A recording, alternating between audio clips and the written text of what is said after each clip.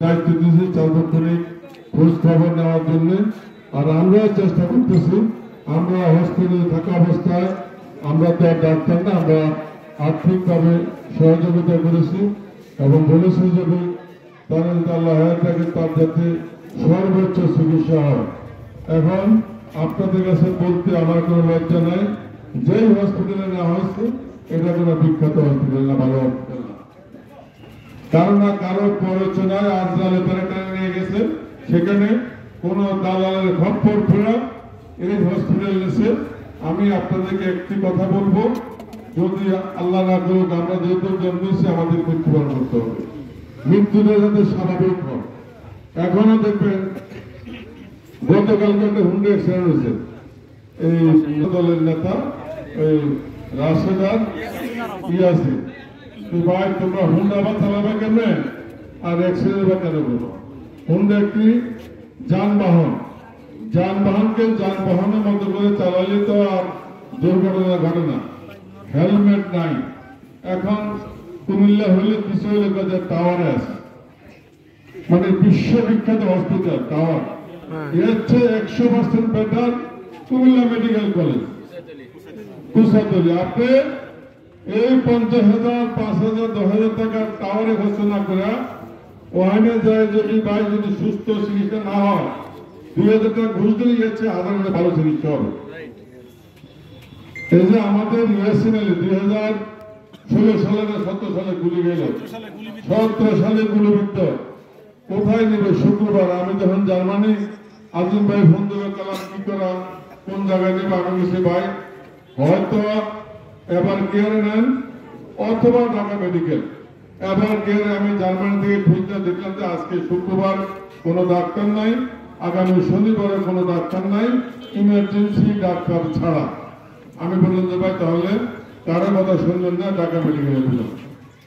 বাংলাদেশের সবচেয়ে নামি দামি ইকুইপমেন্ট সহকারে ঢাকা মেডিকেল কলেজ, প্রায় 18 কোটি লোকের দেশে Dhaka medical, Chittagong medical, Rangpur medical, Comilla medical, এগুলো এখনো অনেক ভালো। এগুলো কিন্তু ওই যে প্রাইভেট হসপিটালে বসাই না। প্রাইভেট হসপিটালে ঢুকাবেন জিএম হৃষ্টপুষ্ট 6 ফিট লম্বা, বয়স 46 বছর বলা, ও হাঁটতে হাঁটতে হসপিটালে বুকে পাবেন। আর সালাবুদ্দিন যাবি আবার কে দুজনে ভালো হসপিটাল ঢাকা মেডিকেল। আমার অফিসের সামনে হাই কেয়ারে ঢুকে গেছে, ও ঢুকছে নিজে হাইটা। 12 দিন পরে তারা আমরা লাইফ সাপোর্টে ছিল, 5 জন দুর্গন্ধ হয়ে গেছে, তখন তারা বের করেছে আমার অফিসের সামনে হাই কেয়ার উত্তরা। তো এরকম ভাই আপনারা বড় বড় সুন্দর সুন্দর ঝিলিক পিলিক সাইনবোর্ডে অস্থির না হইয়া সরকারি হসপিটাল এখনো বাংলাদেশ অনেক ভালো। আমার মতো যারা বা যারা সবচেয়ে বেশি টাকা হলো এরা এবার গেলে যান, স্কোয়ারে যান, এর নিচে যাহা আছে সব খালাসি। লাকসামে তো ছোট্ট একটা বাজার, অনেক 30 টাকা কিলো। হ্যাঁ কি রে ভাই, একটা লাইসেন্স আছে, আল্লাহ যদি আমাদেরকে হায়াত দরাজ করে ভাই সব খবর হয়ে যাবে, চিকিৎসার মতো ইনশাআল্লাহ। গ্রামে বাড়িতে খুলে হাসপাতাল সার্ভিস লাগে, কি করে না করে আল্লাহ মাহফুজ করে। তো এগুলো আমরা যারা সচেতন আছি আমরা যাতে করে খেয়াল রাখি। আমার এলাকায় আমার হাট বাজারে কি ধরনের হসপিটাল, হসপিটাল নাম দেওয়া বহু ব্যবসা, আমি সেই দিকে আজকে নাই গেলাম। কিন্তু নাহিদকে যারা এই হসপিটালে ভর্তি হবে, কি নাম হসপিটাল নাম হলো হসপিটাল 24 ধানমন্ডি, ধানমন্ডি বড় লোকের জায়গা হসপিটাল 24 নাম শুনছেন কেউ? আমার সব দৃষ্টি নাম শুনি। যাই হোক আল্লাহ তাকে ব্যস্ত নসিব করুক। আমরা যাতে নাহিদের মতো এভাবে অকালে আমাদের কোন নাহিদ যাতে না হারানো যায় সেটা দিকে আমরা খেয়াল রাখি। তার বাবা মার সাথে আমার সাথে কথা হয়েছে, আমি আর্থিক সহযোগিতার হাত অব্যাহত রাখছি।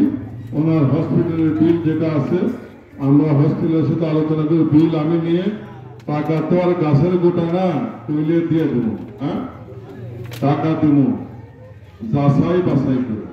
আইদার সালার হসপিটাল থাকবো আর না হলে আবুল কালামদের টাকা নেব। সমাধান না, বিচার করতে হবে আমার ছেলে মারা গেল কেন। এই ওয়াদা আপনাদেরকে করে সবাইকে জানে আমি আমার বক্তব্য শেষ করছি। বাংলাদেশ জিন্দাবাদ, দেশনেত্রী বেগম খালেদা জিন্দাবাদ, আমাদের ভারপ্রাপ্ত দলের চেয়ারম্যান জনাব তারেক রহমান জিন্দাবাদ। আর নাহিদের জন্য আমরা অনেক দোয়া করছি, তো আবার দোয়া হবে। আসমানের নিচে জমিনের উপরে মাওলা আল্লাহ তাআলা